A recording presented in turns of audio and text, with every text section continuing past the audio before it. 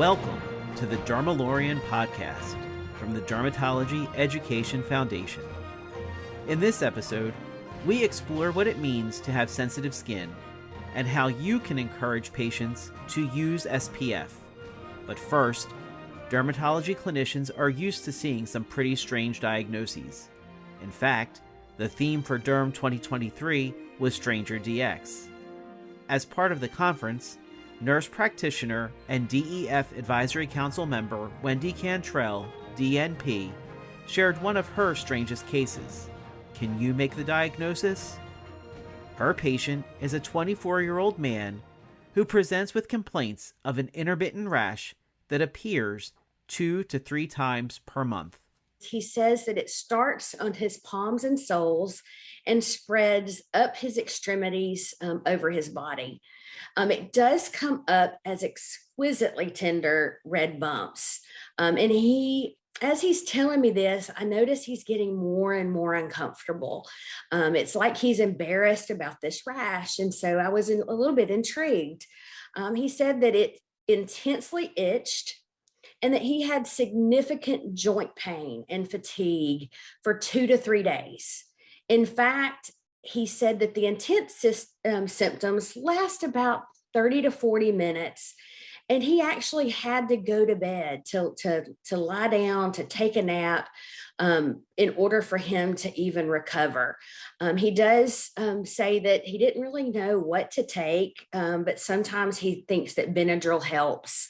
But he wonders, he said, I wonder if it just helps me sleep because I'm in so much pain and every time I move, my joints hurt.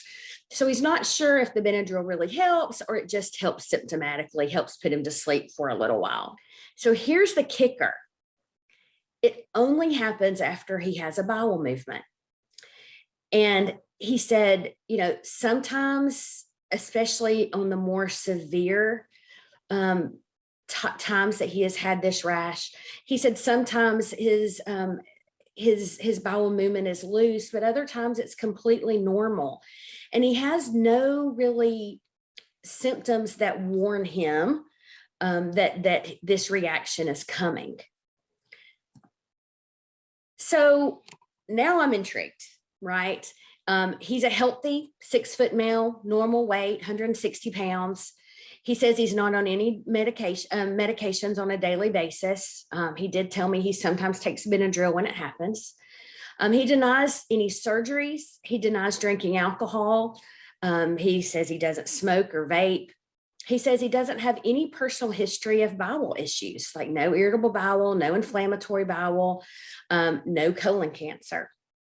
So again, I'm super intrigued by this and really, to be honest with you, very confused at what I'm going to do. So I talked to him further and, nurse practitioners and physician assistants, one of the things that we hear quite frequently is that often we take the time to talk to our patients to understand exactly how their condition is impacting them.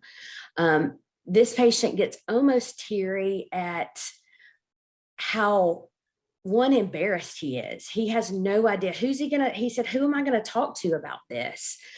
He says that at work, he can't go into his boss and say, hey, when I have a poop, I might have this rash and I can't come to work for 3 days.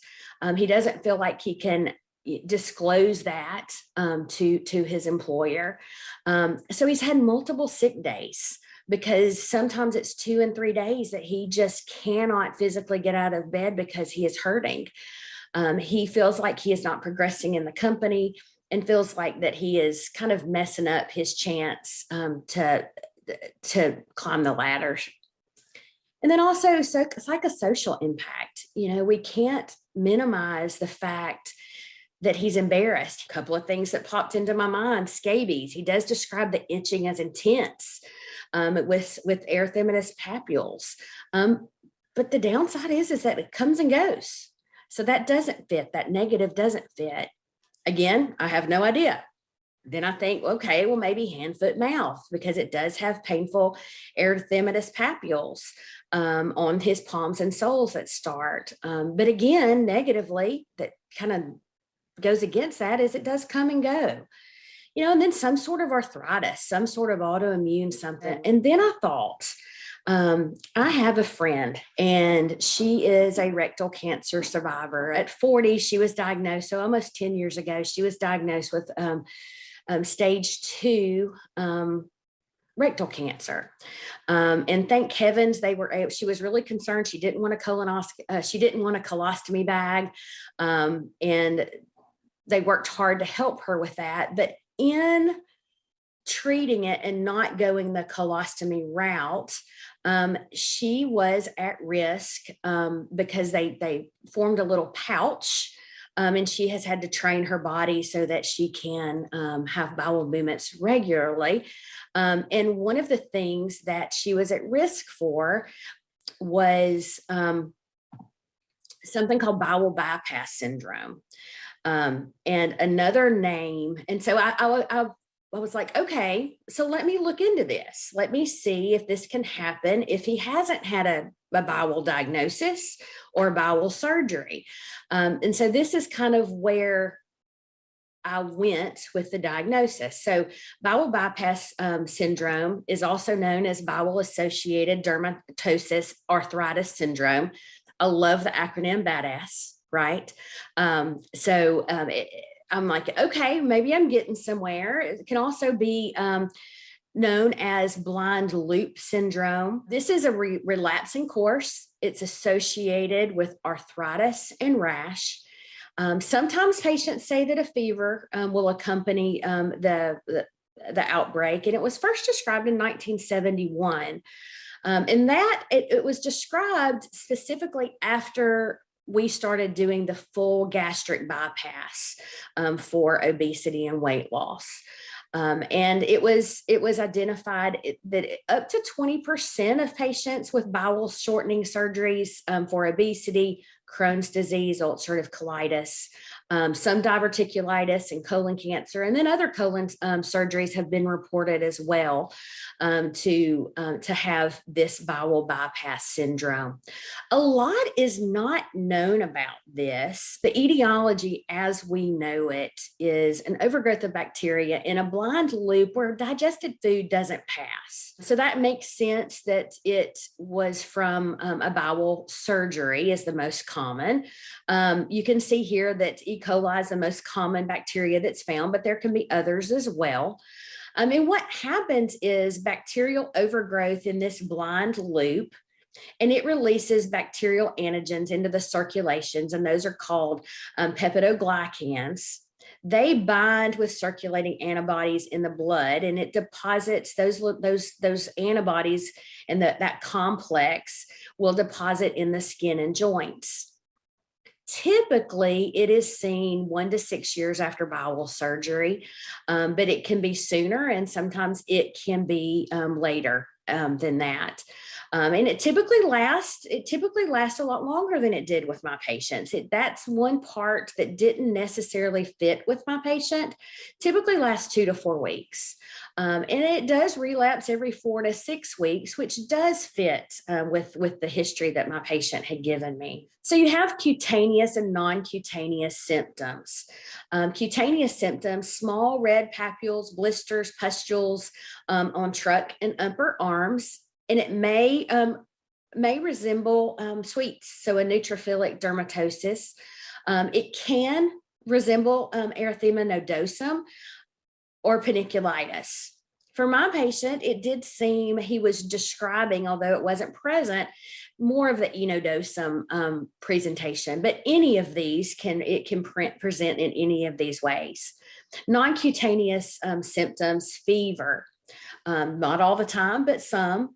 Muscle aches and pains, non-destructive polyarthritis, and tendons. Your tendons can actually hurt with tendinosivitis as well. There are some reports that it can be a little bit ulcerative looking as well.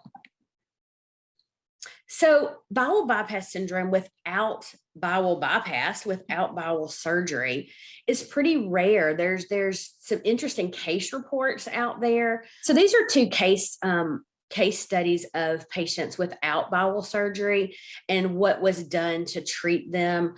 The first case was metronidazole and ciprofloxacin, and after they were treated for 2 weeks, and after within 1 week, the symptoms recurred. So they started the metronidazole 4 times a day, and they waited until she was clear before they stopped it. The other patient, the second case, was they treated with prednisone and metronidazole 3 times a day, and they slowly tapered the prednisone and continued the antibiotics for a month. So that was treated successfully. So that kind of gave me some other ways on how we were going to treat this patient. So the thing to remember is they're inconsistent clinical features. They're inconsistent histological features. And oftentimes they relapse after the treatment is withdrawn. So, and it can recur after you think it's gone. So it's a little bit of a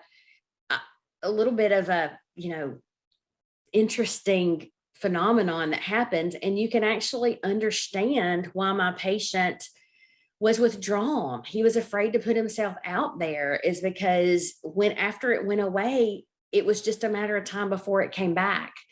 So this was something that was significantly impacting his life. So here's a case report of a bowel-associated dermatosis and arthritis syndrome, or BADAS, treated by ustekinumab.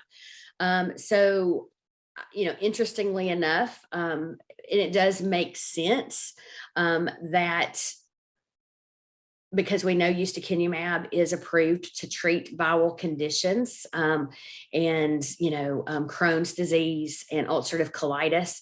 But it does make sense that ustekinumab or other biologics might treat this bowel bypass syndrome. And it's important to investigate and treat any GI condition. And so that's was concerning to my patient, because he didn't report any. He reported to me normal bowel habits, no family history, nothing, no appendicitis, nothing that was associated with the gut at all. So here is an example of what we might see on histology. We often will see the erythematous macules and papules, that some can become vesicular pustular. And on histology, there is often papillary dermal edema and a dense perivascular neutrophilic infiltrate. And based on the kind of random and interesting ways that this bowel bypass syndrome can manifest cutaneously, we shouldn't be surprised that that neutrophilic infiltrate is present. It's interesting that primary vasculitis and fibrinoid necrosis, they're typically absent. So if you were able to get a biopsy, it's probably not going to point to bowel bypass syndrome. But if you were able to isolate the neutrophilic infiltrate, it might point you in the direction if you combine the clinical presentation as well. So, how do you manage a case of BADAS? We'll find out in a moment. But first, let's pause for the Dermalorian Derm Decoder. Lots of patients complain about sensitive skin, but what do they really mean? Derm faculty member Dr. Adam Friedman weighs in. When discussing sensitive skin, I really like to distinguish between sensitive skin as a primary skin disease for when you have nothing else. So a patient who says, my skin stings, burns, anything I put on it hurts, but they don't have rosacea, they don't have eczema, they don't have acne, they don't have anything. So there's primary sensitive skin, and then there's secondary sensitive skin resulting from a primary skin disease or some underlying disorder that leads to barrier dysfunction. So I think it's important to distinguish between the two. That's maybe an easier thing. The next piece is, well, what do you do about it? We don't have a lot of good guidance on it. Certainly recommending a product that is labeled for sensitive skin would make the most sense, right? We're assuming that if it says sensitive skin, it's for sensitive skin, it would be helpful. We published on several folds on patients who say they have sensitive skin use products for sensitive skin, and spoiler alert, they actually induce sensitive skin. So I think that's where we kind of are in terms of how do we guide these patients. We don't have great guidance. I think certainly aiming for these products are important. Other things that are emerging are environmental triggers. Temperature change, heat seem to play a very big role. In line with that, maybe even sweating might play a role in sensitive skin. This is all, cutting edge on the cusp type data, so we certainly need more of it. But what we are trying to do, especially in Washington, D.C., with our kind of sensitive skincare research program, is first better characterize primary sensitive skin. What is it? What are the defining features? How can we follow it? What validated research tools like the Sensi scale can we use to identify these patients and then, of course, follow their progress? And then, of course, is, well, what do we do about it? And we've generated a lot of impressive international data that will help guide us in making those recommendations for diagnostic criteria. The next piece is using that information to identify what products work the best. Let's return to another sensitive topic as Wendy Cantrell tells us how she treated her patient with bad ass. So what do you do? What do you do when patients have this? So patients with the history of bowel surgery, you need to make sure you're evaluating for changes that are secondary to malabsorption. You want to make sure that you're looking at their creatine, their electrolyte imbalance, and look and see if their malabsorption might lead to abnormal liver function test. If you're able to get a skin biopsy, you do want to do that and look for those neutrophils as well. So that's the first step. Treatment options for patients with bowel surgery is find that blind loop, and you can revise it with revise that bowel bypass surgery. That's going to be the curative cure for this condition. Some systemic corticosteroids might prevent some systemic relief while you're waiting on the antibiotics or a biologic, if you choose to go that way, to work. Minocycline, erythromycin, clindamycin, Bactrim, and metronidazole have all been shown to show some benefits. The problem is how do you know when to stop it? Some of the case studies, that I reviewed and shared with you show that often when you stop it, it's back within 1 to 2 weeks. The rash can come back pretty quickly. So, it's kind of a trial and error with this condition. But these are the antibiotics that have been shown. So let's go back to our patient. I really felt like that it was considered consistent with bowel-associated dermatosis arthritis syndrome. The 24-year-old patient really liked that he had a badass diagnosis. So, but I did talk to him and referred him to GI for an upper and a lower evaluation to make sure that he didn't have the early signs of any bowel disease or gut disease. I decided to start doxycycline 50 milligrams twice a day at the low, at a relatively low anti-inflammatory type dose, similar to what we would do with, say, rosacea. And I told him that he could continue to take the antihistamines if he felt like that he needed it.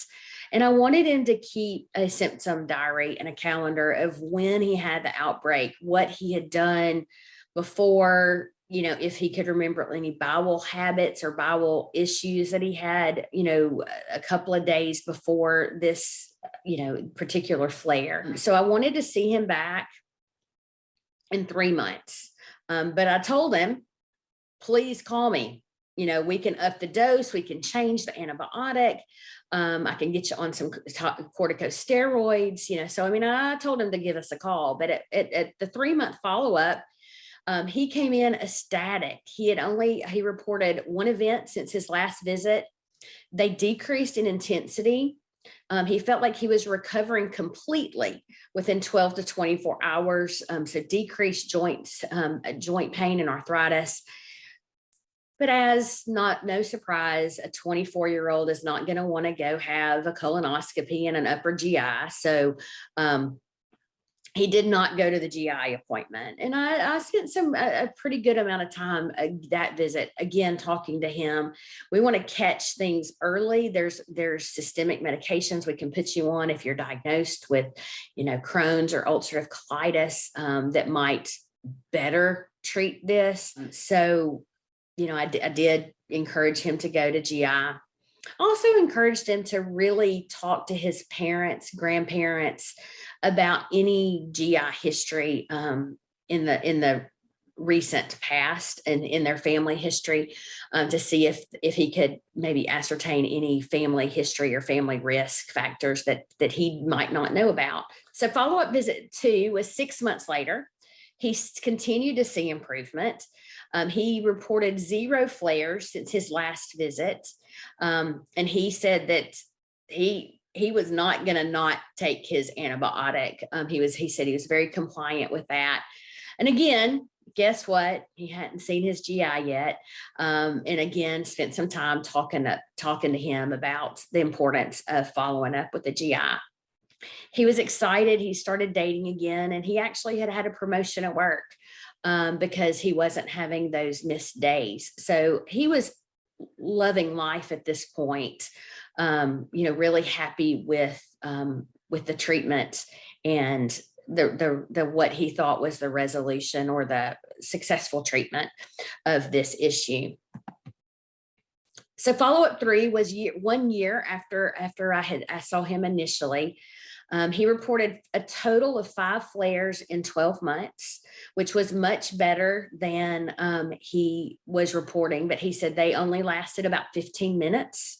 Mild itching, minimal to no rash, and minimal joint pain. He was able to function immediately after the flare. He did go to GI. And he did get an upper GI and a lower and a colonoscopy. He had been taking doxycycline daily instead of twice a day. And he felt like that he didn't see significant, when he decreased that dose, he said, I didn't see any significant worsening. And he's really pleased with the results.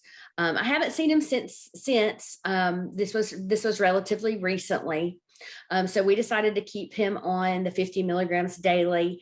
I did tell him, and he has enough medication that if he started having more significant flares, that he could go back to twice daily if he needed to. DEF will be publishing more Stranger DX cases over the next few months. Stay tuned online or in your inbox.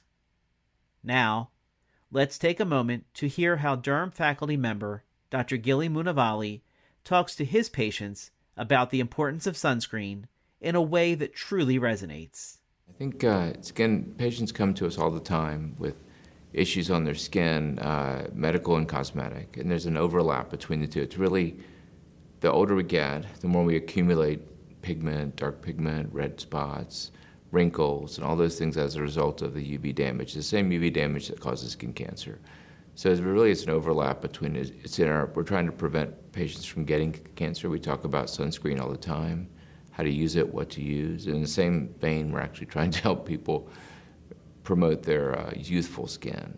So there's an overlap, and I think sometimes it's better to get patients' attention just by telling them they're going to look older than they really are. Then they kind of wake up and say, "Oh, really?" So, but if you tell patients they're going to have a skin cancer 15 years down the road, that doesn't always resonate. If you're not, a dermatologist or don't work in a dermatologist setting, you don't always appreciate, the effect of UV light. And so a good knowledge of sunscreen, which ones are the best ones to use, what setting to use them in, how to reapply them, will go a long way in helping the patient.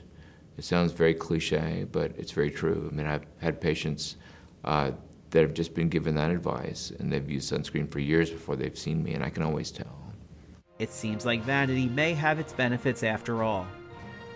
That's it for this episode of the Dermalorian podcast. Catch up on previous episodes wherever you get your pods. Thanks for listening.